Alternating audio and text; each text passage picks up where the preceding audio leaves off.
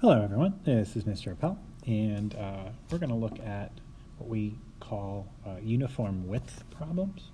And it's a kind of particular situation, and let's take a look at this example. So we've got a rectangular swimming pool surrounded by a sidewalk of uniform width. So you can hopefully kind of picture that this space in here, that's your pool, that's your rectangular pool. And then the area around it, this little thing out here, is the sidewalk around the pool.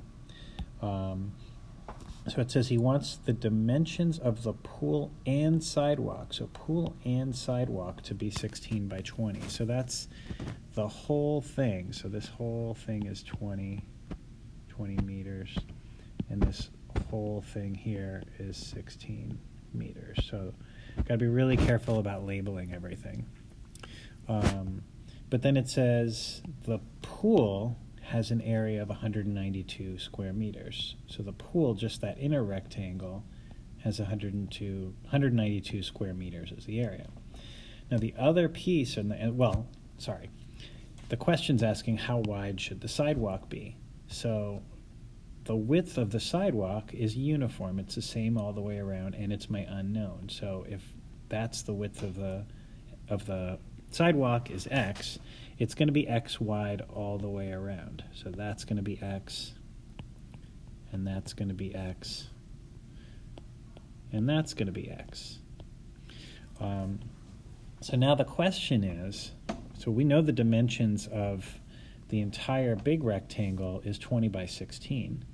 But now my question is, what are the dimensions of the pool, right? The dimensions of the pool, so if I look at this piece right here, right, so that part there, the length of the pool, is this 16, it's that whole thing, but then minus this and this. So it's minus that x and minus that x. And so the length of the pool is actually 16 minus those two x's. And then the width, again, if the whole width is 20, and I want to determine the width of just the pool itself, I have to subtract out that piece and that piece. And so that piece is going to be 20 minus the two x's. And so the width of just the pool is 20 minus 2x. Okay. And so so this here should give me the length of just the pool.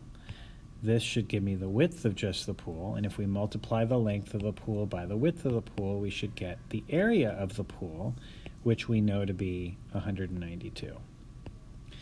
And so all of that gets us to this equation. And this is a equation that we can solve. So we're going to try to find out what value or values of x will make that equation true.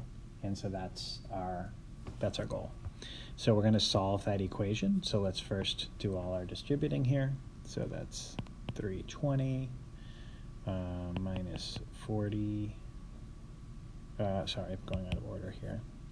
Minus 32x. So that's 320 minus 32x minus 40x, and then negative 2x is plus 4x squared equals 192. Then we want to put this thing in standard form. So 4x squared, I'm going to combine those together, minus 72x plus 320 equals 192. I'm going to subtract the 192 from both sides. Well, I can't write right now for some reason, 192 from both sides. And so I'm left with 4x squared minus 72x plus 128 equals 0. So now we've rewritten this as a quadratic in standard form.